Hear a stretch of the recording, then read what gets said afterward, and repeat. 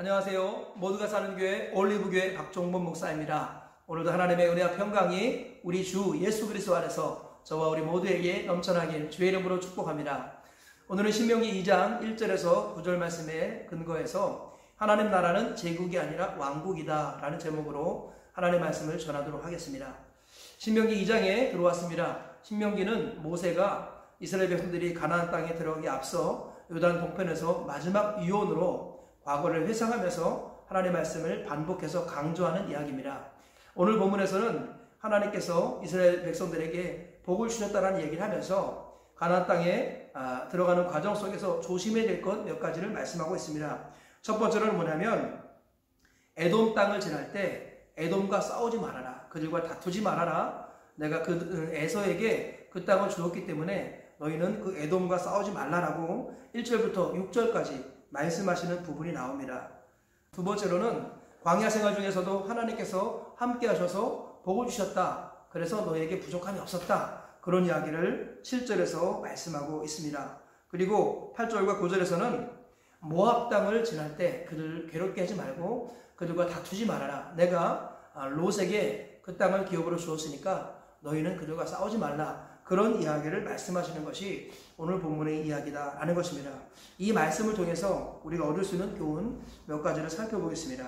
첫째, 하나님 나라는 제국이 아니라 왕국이라는 거예요. 하나님께서는 이스라엘 백성들에게 땅을 약속해 주셨는데요. 그 땅은 가나안 땅이었습니다. 팔레스타인 지방이었습니다. 그래서 하나님께서 약속하신 그 땅 외에는 다른 땅을 하나님께서는 넘보지 말라고 말씀하셨어요. 4절 이하에 이렇게 말씀하고 있습니다. 너는 또 백성에게 명령하여 이르기를 너희는 세일에 거주하는 너희 동족 에서의 자손이 사는 지역으로 지날진대 그들이 너희를 두려워하리니 너희는 스스로 깊이 삼가고 그들과 다투지 말라. 그들의 땅은 한 발자국도 너희에게 주지 아니하리니 이는 내가 세일산을 에서에게 기업으로 주었습니다. 하나님께서 세일산 그쪽을 에서 그리고 에서의 자손인 에돔에게 주셨기 때문에 그들이 너희를 두려워해서 벌벌 떨고 있지만 그들을 절대 괴롭히지 말고 그들과 다투지도 말라 이렇게 말씀하십니다. 그리고 모세는 이 말씀을 지키죠. 모세는 자기의 제국을 꿈꾼 것이 아니라 하나님께서 다스리는 왕국을 꿈꿨기 때문입니다. 하나님 나라는 제국이 아니라 왕국이에요. 왕국이라는 개념은 주인이 하나님이시라는 겁니다. 제국이라는 것은 내가 주인이라는 거예요. 알렉산더 제국, 그죠? 그리고 우리 이집트 제국, 페르시아 제국, 그죠? 헬라 제국, 이런 제국들은 사람이 주인이 되려고 하고 사람이 왕들의 왕, 황제가 되려고 하는 그런 시도를 했던 나라들이죠. 그런데 하나님은 제국이 아니라 왕국이라고 말씀하십니다. 왜냐? 하나님이 다스리시기 때문이죠. 그래서 하나님은요, 우리의 영역이 무한 확장되길 원치 않으십니다. 복음은 무한 확장되길 원하시지만 우리의 영역은 무한히 확장되길 원치 않으세요.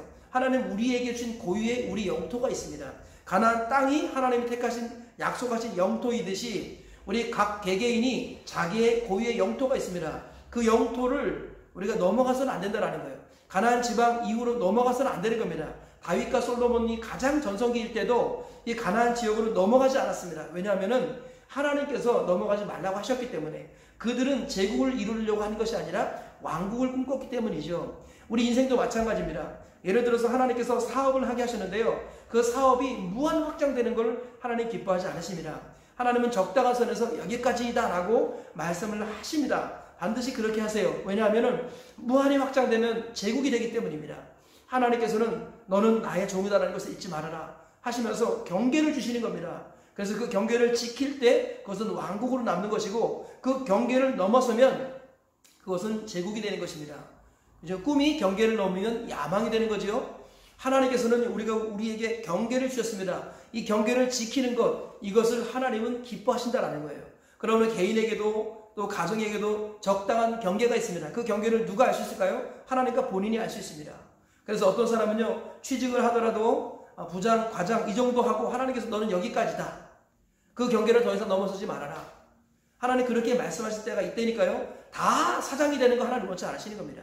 그 경계를 구별하는 대략적인 기준이 무엇인지 아십니까? 첫 번째는 주의 성수입니다. 그리고 두 번째는 11조입니다.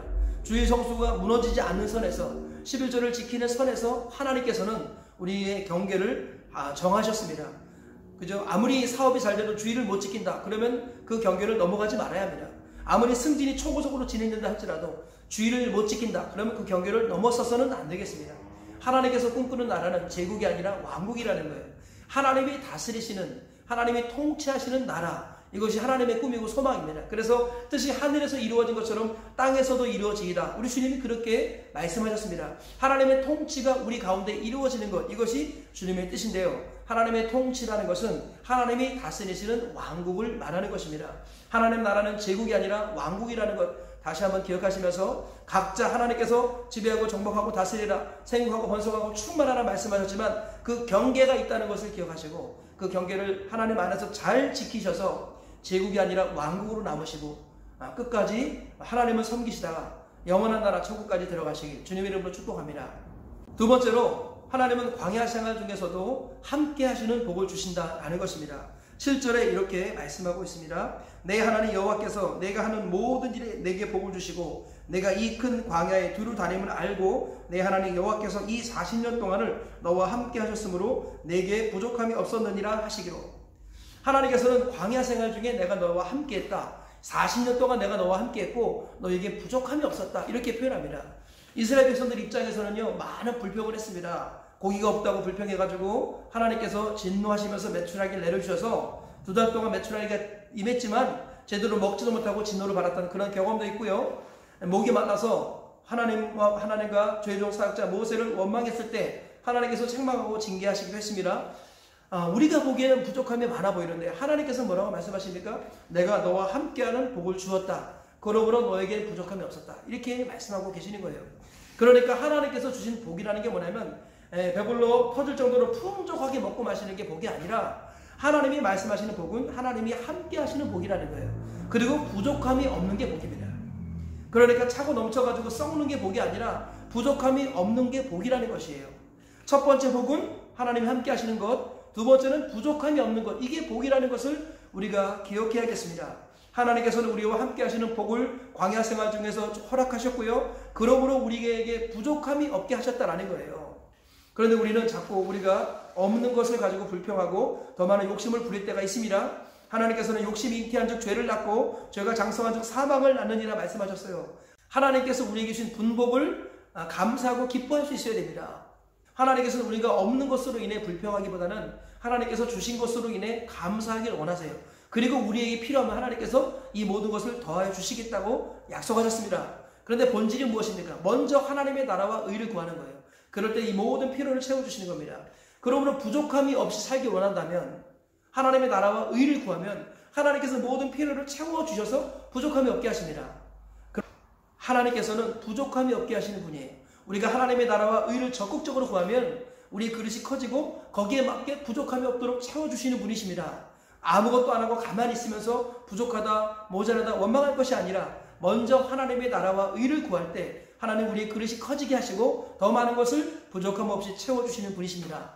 그러므로 우리가 항상 이 사실을 기억해야 되겠습니다. 신앙생활은 광야생활입니다. 40년 광야생활에서 가장 중요한 복은 무엇이냐? 첫 번째로는 하나님이 함께 하시는 복, 두 번째는 부족함이 없게 하시는 복이다라는 것입니다. 이 두 가지 복을 기억하시고 이 복을 동시에 누리는 비결, 먼저 하나님의 나라와 의를 구하면 하나님께서 함께 하셔서 모든 필요를 채워주신다는 것입니다. 그럴 때 하나님께서 넉넉하게 우리에게 갚아주시고 더 좋은 것, 더 풍족한 것으로 채워주실 줄 믿습니다. 이 복을 받아 누리시기를 주의 이름으로 축복합니다. 세 번째로 오늘 말씀을 통해서 얻을 수 있는 교훈은 힘이 있을 때 오히려 그 힘을 아껴야 한다는 것입니다.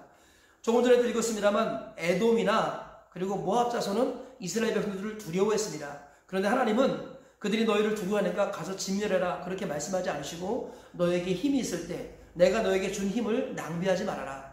힘을 함부로 쓰지 말아라 라고 말씀하십니다. 하나님께서는 우리에게 주신 힘이 사명으로 연결되길 원하십니다.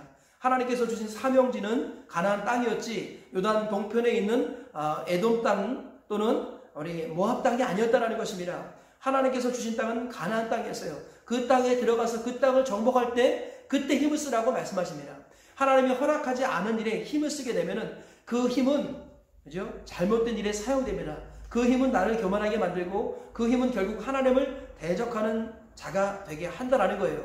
우리 니므롯이 하나님 앞에 용맹한 자다라고 성경에 기록되어 있는데요. 이 하나님 앞에서라는 말을 언어로 번역해 보면 하나님을 대항하여 용맹했다 이렇게 표현하고 있습니다. 니무롯은 당대에 용맹했던 사람이었습니다. 그는 힘이 남들보다 더 많이 있었습니다. 그런데 그 힘을 함부로 썼습니다. 사람을 죽인 일에 썼습니다. 그리고 자기 세력을 넓히는 일에 썼고요. 바벨탑을 쌓는 일에 그 힘을 썼습니다. 하나님을 대적하게 되었다라는 것입니다. 하나님께서 우리에게 힘을 주셨을 때 그 힘을 함부로 써서는 안 되겠습니다. 그 힘을 사명과 연결시켜야지 그 힘을 사욕과 연결시켜서는 안 된다라는 것입니다. 힘이 사명과 연결되어지면 하나님의 영광이 나타나지만 힘이 사욕과 연결되면 하나님을 대적하게 된다는 것 우리가 기억하시고 우리에게 주신 힘을 사욕이 아니라 사명으로 연결시키셔서 끝까지 하나님께 쓰임받는 저와 우리 모두가 되시기를 주의 이름으로 축복합니다. 말씀의 결론을 맺겠습니다. 오늘 세 가지 말씀을 전했습니다. 첫째, 하나님 나라는 제국이 아니라 왕국이라는 거예요. 하나님께서는 우리에게 경계를 주셨습니다. 그 경계를 넘어서지 말라는 것이고요. 그 경계를 가늠하는 최소치 기준은 주일 성수와 11조라는 것을 기억해야겠습니다. 두 번째로 하나님께서는 광야 생활 중에서도 함께 하시는 복 그리고 부족함이 없는 복을 주셨다는 것입니다. 하나님께서는 우리가 먼저 하나님의 나라와 의를 구할 때 이 두 가지 복을 지금도 누리게 하십니다. 세 번째로 힘을 주셨을 때 그 힘을 잘 사용해야 된다는 거예요. 힘을 사명과 연결시킬 때 하나님의 영광이 나타나지만 힘을 사욕과 연결시키면 하나님을 대적하게 된다는 것 기억하시고 오늘 세 가지 말씀 붙드셔서 하루를 승리하며 살아가시고 평생 승리하시길 주님의 이름으로 축복합니다.